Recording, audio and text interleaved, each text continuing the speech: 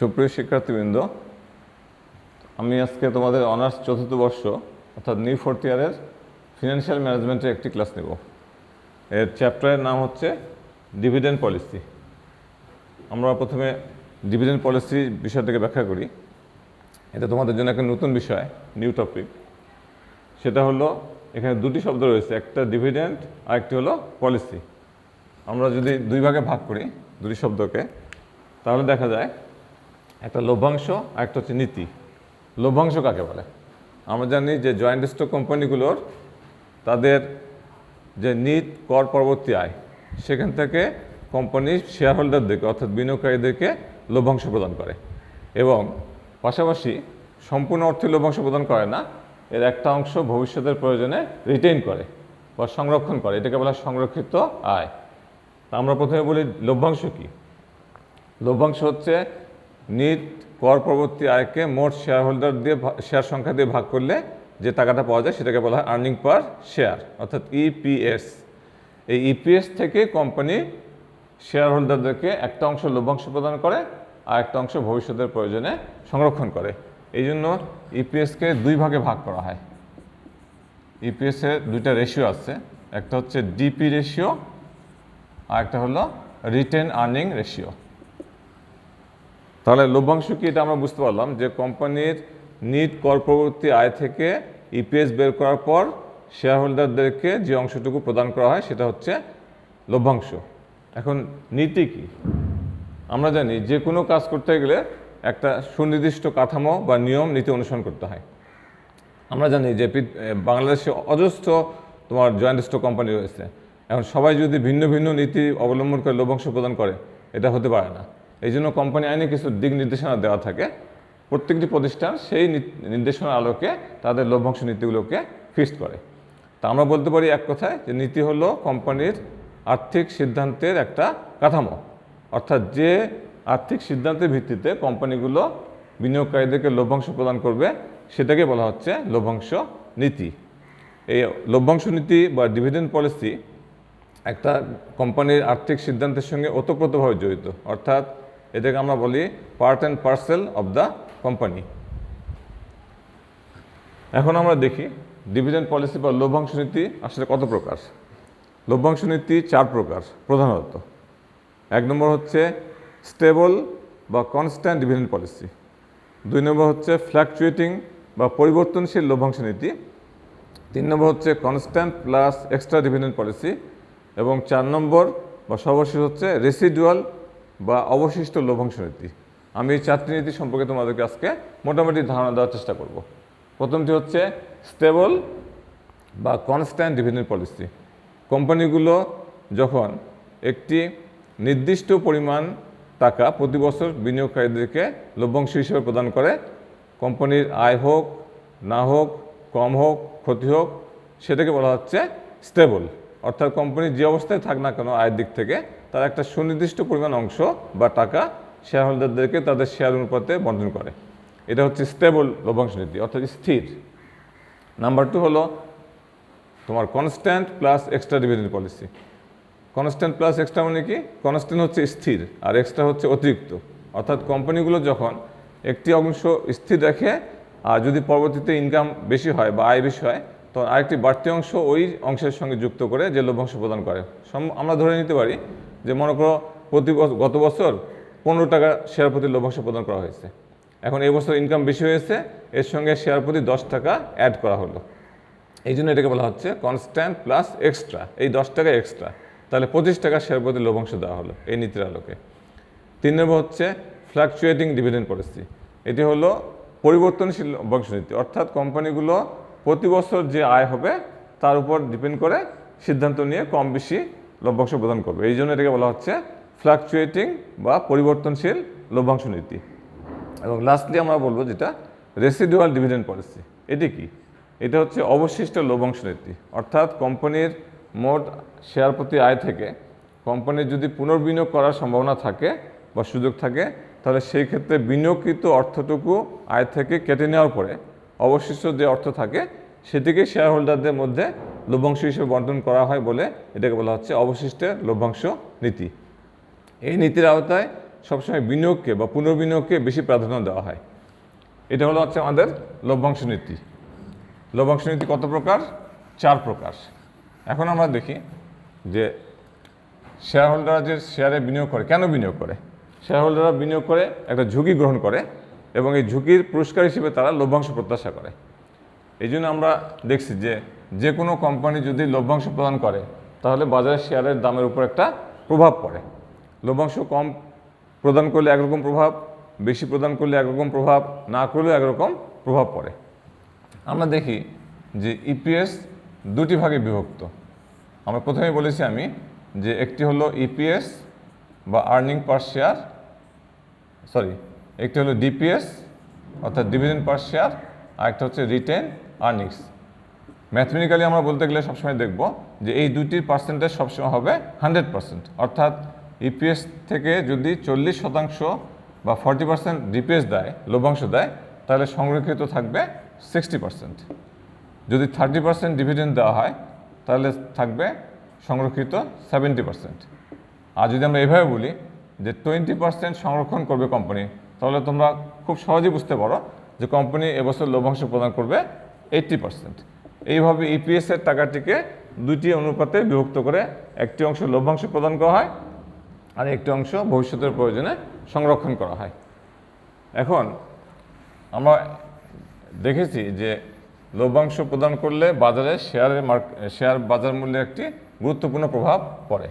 এই প্রভাবগুলো কিভাবে নির্ণয় করা যায়? এই জন্য এই ক্ষেত্রে যারা ফিনান্সিয়াল অ্যানালিস্ট রয়েছেন তারা কোম্পানিকে কতগুলো ভাগে বিভক্ত করেছেন। এটা একটা হলো গ্রোয়িং কোম্পানি।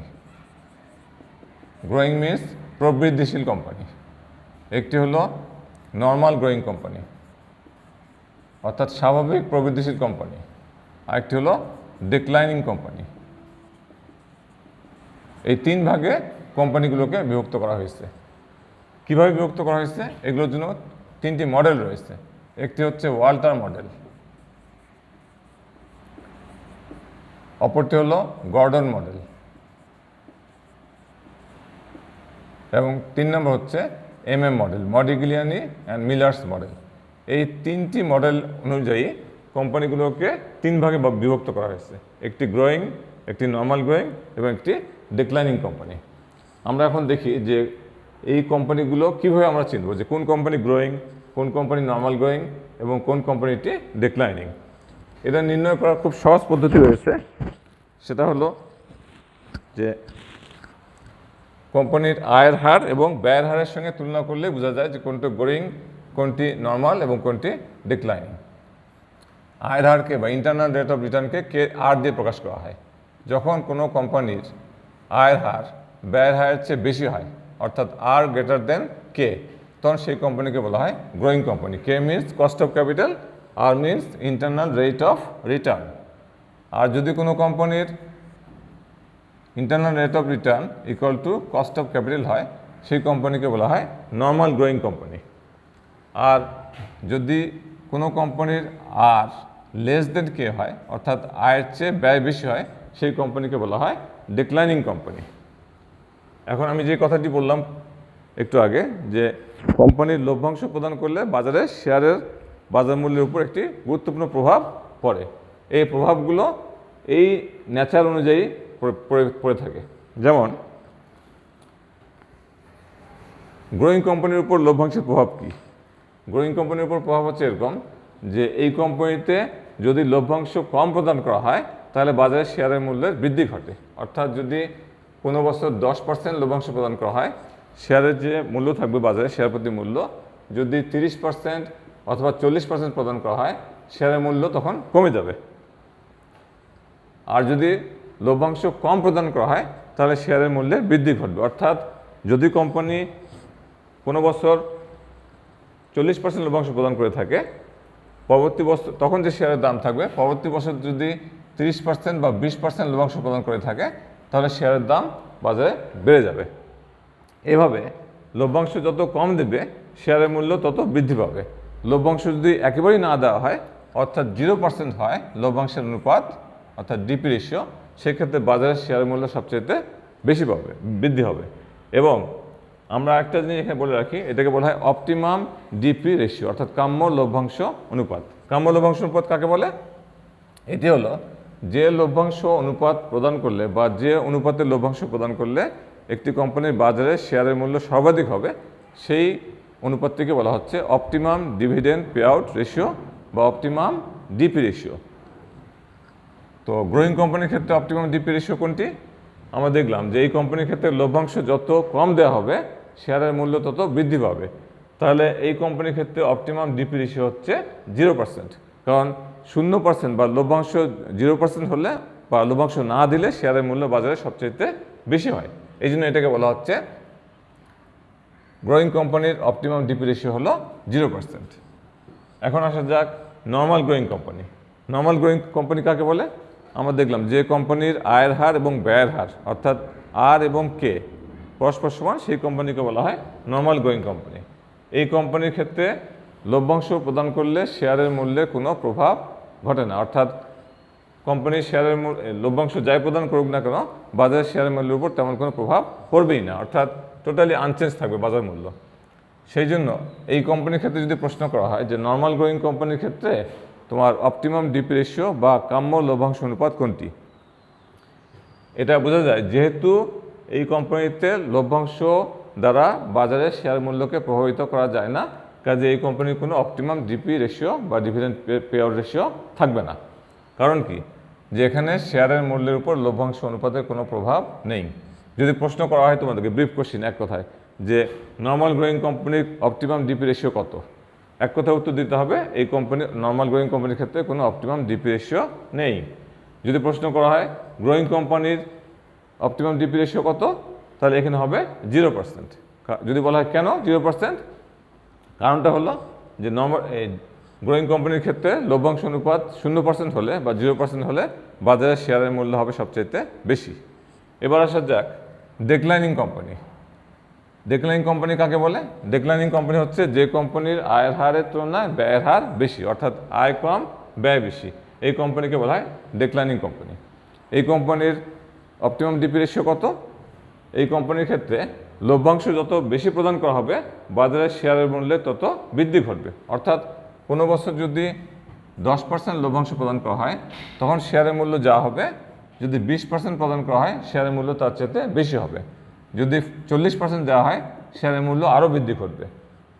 এভাবে যদি 100% বা সম্পূর্ণ টাকাই ইপিএসের পরিপূর্ণ অংশটাই লভ্যাংশ হিসেবে প্রদান করা হয় তাহলে শেয়ারের মূল্য সবচেয়ে বেশি হবে। এই জন্য এই কোম্পানির অপটিমাম ডিপি রেশিও বা কাম্য লভ্যাংশ অনুপাত হবে 100%।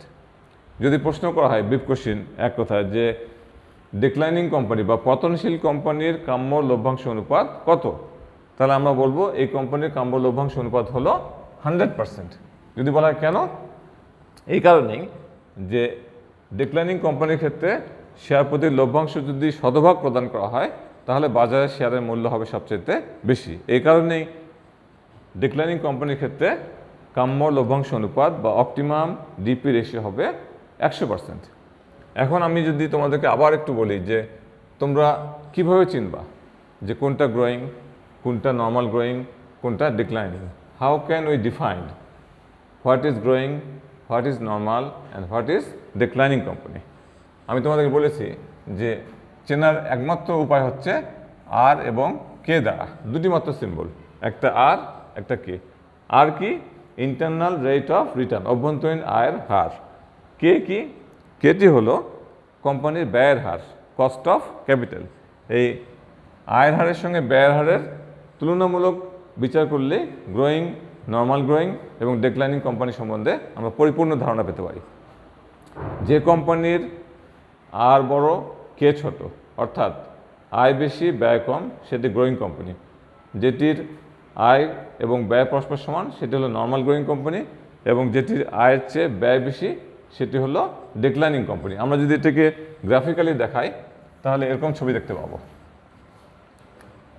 গ্রোয়িং কোম্পানির ক্ষেত্রে গ্রাফ হবে এরকম, অর্থাৎ এরকম, অর্থাৎ লভ্যাংশ যত কম দেওয়া হবে শেয়ারের মূল্য তত বৃদ্ধি ঘটবে, ঊর্ধ্বমুখী হবে। এটা হচ্ছে আর গ্রেটার দেন কে, অর্থাৎ গ্রোয়িং কোম্পানি। নর্মাল গ্রোয়িং কোম্পানির ক্ষেত্রে গ্রাফটা হবে স্ট্রেট লাইনের মতো, সরল রেখা, অর্থাৎ এখানে আয় এবং ব্যয় পরস্পর সমান এবং লভ্যাংশ প্রদান করার সঙ্গে শেয়ারের বাজার মূল্যের কোনো প্রভাব নেই বা ওঠানামা নেই। এই জন্য এই গ্রাফটা হবে সরল রেখা বা স্ট্রেট লাইনের মতো, সমান্তরাল রেখার মতো। আর ডিক্লাইনিং কোম্পানি হবে নিম্নমুখী, অর্থাৎ পতনশীল, আর লেস দেন কে, অর্থাৎ লভ্যাংশ যত বেশি প্রদান করা হবে শেয়ারের মূল্য তত বাড়বে, লভ্যাংশ যত কম প্রদান করা হবে শেয়ারের মূল্য তত কমে যাবে। এইভাবে আমরা গ্রোয়িং, নর্মাল গ্রোয়িং এবং ডিক্লাইনিং কোম্পানিকে ডিফাইন করতে পারি। এখন আমি তোমাদেরকে আরেকটু পরিপূর্ণ ধারণা দিয়ে দিই। আমরা যেটুকু বিষয় নিয়ে আজকে আলোচনা করলাম, আমাদের নেক্সট ক্লাসে আমরা এই বিষয়গুলো নিয়ে অঙ্ক করব, অর্থাৎ ম্যাথ করব। এই ম্যাথগুলোতে আমাদেরকে বের করতে হবে যে কোম্পানির শেয়ারের মূল্য লভ্যাংশ দিলে কত বাড়ছে অথবা কমছে নাকি অপরিবর্তিত থাকছে, এগুলো আমরা এই ওয়াল্টার, গর্ডন এবং এমএ মডেলের মাধ্যমে নির্ধারণ করতে পারবো। আমি আবার একটু তোমাদেরকে রিভিউ করে দিই। আমরা যে কটা বিষয় আজকে শিখলাম, আমার ক্লাসের সময় মোটামুটি শেষ হয়ে আসছে। আমি আর 2-1 মিনিটের মধ্যে আজকের লেকচার শেষ করব। একটু তোমার মাইনরলি খেয়াল করো, আমি 3টি বিষয় আলোচনা করেছি। গুরুত্বপূর্ণ বিষয় হচ্ছে ডিভিডেন্ড পলিসি, একটা হচ্ছিল ডিভিডেন্ড, আরেকটা হলো পলিসি। আরেকটা বিষয় আলোচনা করেছি, কোম্পানিকে 3 ভাগে ভাগ করা হয়েছে, একটা গ্রোয়িং কোম্পানি, একটি নর্মাল গ্রোয়িং কোম্পানি, একটি ডিক্লাইনিং কোম্পানি। এবং এই লভ্যাংশ নীতি বা ডিভিডেন্ড পলিসির মডেল রয়েছে 3টি, একটি ওয়াল্টার মডেল, একটি গর্ডন মডেল এবং একটি এমএ মডেল। এই মডেল 3টি অনুসারে কোম্পানিকে 3 ভাগে ভাগ করা হয়েছে।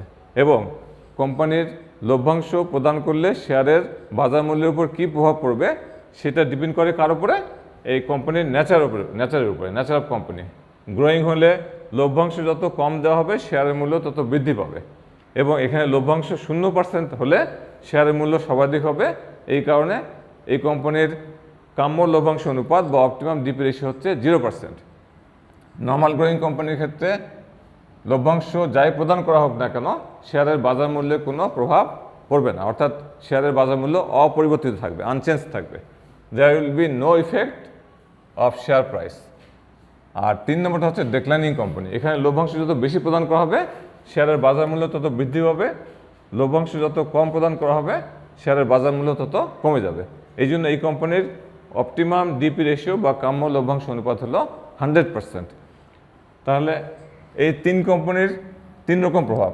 একটিতে লভ্যাংশ বেশি দিলে শেয়ারের মূল্য কমে যায়, কম দিলে বাড়ে, এটি হলো গ্রোয়িং কোম্পানি। আর নর্মাল গ্রোয়িং ক্ষেত্রে লভ্যাংশ বেশি দিক কম দিক শেয়ারের বাজার মূল্য কোনো প্রভাবিত হবে না। আর ডিক্লাইনিং কোম্পানির ক্ষেত্রে লভ্যাংশ বেশি দিলে শেয়ারের মূল্য বাড়বে, কম দিলে কমে যাবে। এই বিষয়টিকে নিয়ে বারবার বলার অর্থ হচ্ছে যে আমরা যখন ম্যাথগুলো করব তখন আমাদেরকে এখানে কমেন্ট করতে হবে, প্রত্যেকটা অঙ্কের জন্য কমেন্ট করতে হয়। এবং এই কমেন্ট করার জন্য আমাদের এই বিষয়টা অবশ্যই মনে রাখতে হবে যে কোনটি গ্রোয়িং কোম্পানি, কোনটি নর্মাল গ্রোয়িং কোম্পানি এবং কোনটি ডিক্লাইনিং কোম্পানি। আবার এই কোন কোম্পানির উপর লভ্যাংশের প্রভাবটা কী, এই 3টি বিষয় যদি জানা থাকে তাহলে আমরা ম্যাথগুলো অতি সহজেই করতে পারবো এবং পাশাপাশি আমরা খুব সুন্দরভাবে কমেন্ট করে পূর্ণ নম্বর অর্জন করতে পারবো।